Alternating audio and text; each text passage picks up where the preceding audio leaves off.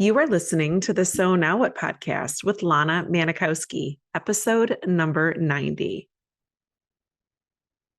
I hope you are having a beautiful week.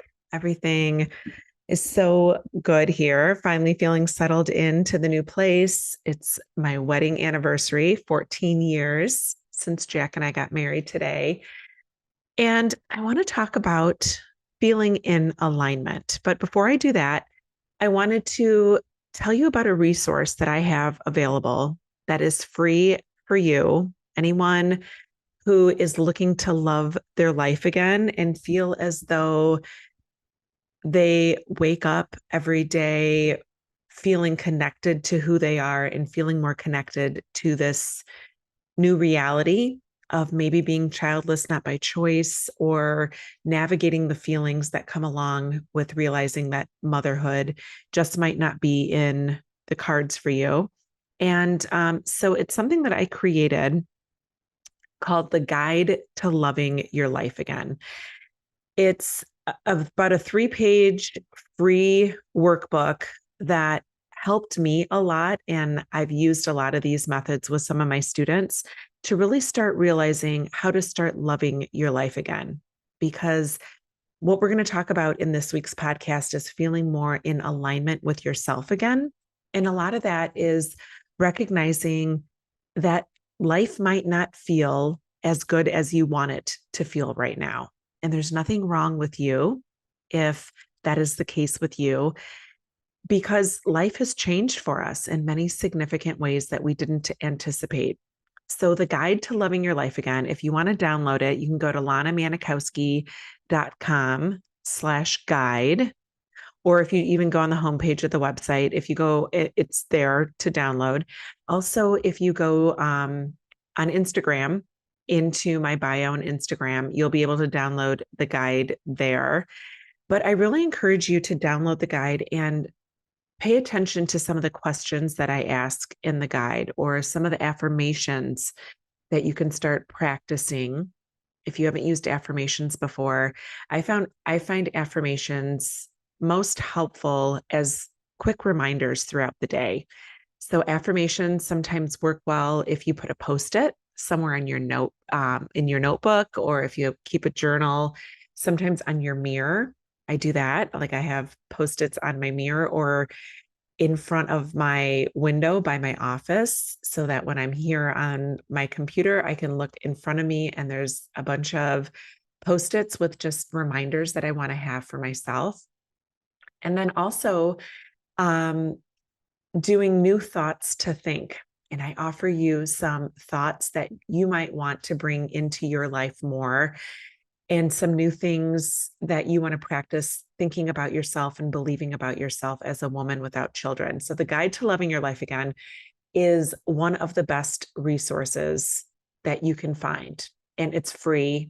I don't want to charge for it. I don't want anyone to pay me money to learn how to start loving their life again, because I think that is something that is due to us just by being human. And that's why I want to talk about feeling in alignment with yourself this week. So this past weekend, I went to go see one of my biggest teachers and a mentor in the teachings that I teach. Esther Hicks, also known as Abraham Hicks, was speaking here in Chicago this weekend. And I went to go listen to her. It was about a 4.5, 5-hour seminar that was just what my soul was wanting to hear and wanting to learn more about, because I am so attracted to this message of living your truest version of you. And many of us who went through fertility treatments and didn't end up becoming moms adopt this idea that life will be okay or be good, but never be great again, because it will never feel complete again. And so listening to Abraham Hicks for all the years that I've been listening to her, I listen to her YouTube channel. Oftentimes when I'm driving, I'll pipe it through on my Bluetooth, listening to how to become more calibrated or more in alignment with yourself and with the people around you is something that I'm just so interested in incorporating more into my life, because I really think that's what allows us to be the truest version of ourselves. So let me tell you a little bit about what that looks like.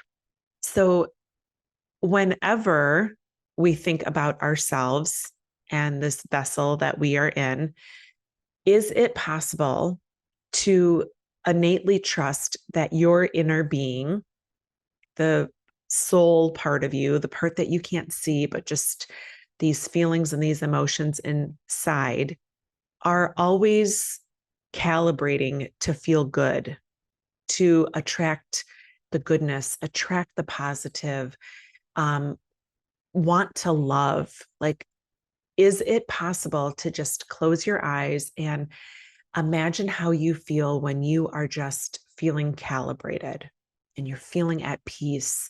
You're feeling proud of who you are. You're feeling love just radiating for your body, from your body. Imagine how that feels, and consider that that is the way that you were created to feel all the time, every day, that in your resting place and in your day-to-day just version of you that is genuinely you and who you are, that that is the intention for how you were created to feel.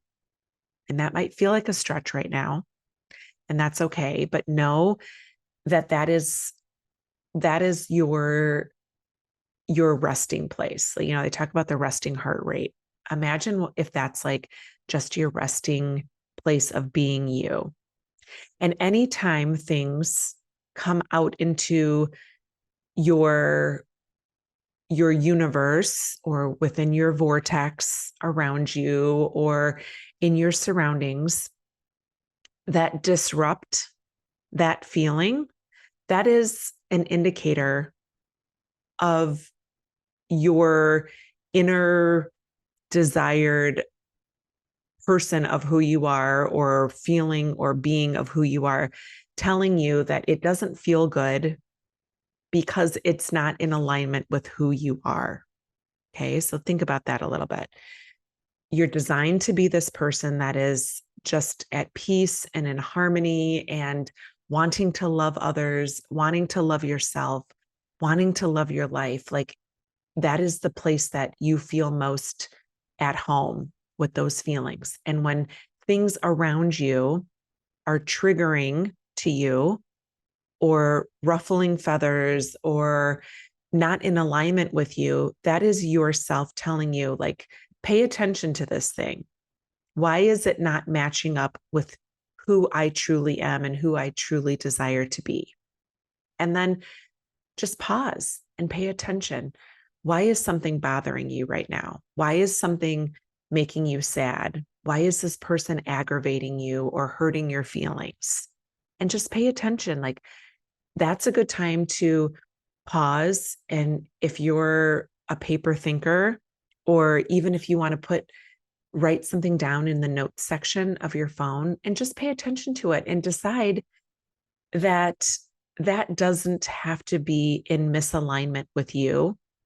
Maybe there's something about that circumstance that is changeable. Maybe you're automatically going to thinking that that's not right. That's annoying. That person doesn't have the best intentions for me. That person's judging me. Like, all these things. Like, what if you allowed all those things that are outside of you to just be, and decide that you don't have to bring them into your vortex, into your inner being of wanting to feel peace and solace? Now, you don't have to go and figure out how to do that right now, but can you just say that it is possible to do that? Or, I'm interested in figuring out how to attract more of what brings me this inner peace, or this inner joy, or this inner love for myself. And knowing that, what the two things that I like to talk about are like noticing where you are when you feel out of alignment, or who you're around, or what you're experiencing. So noticing, and then just normalizing it, not judging it, just saying, okay, like, I notice it. it makes sense that if somebody asks me if I've thought about adoption, I would be triggered by that or be hurt by that or annoyed by that, and just notice it and just normalize it and just say, you know what? It makes sense. I get it.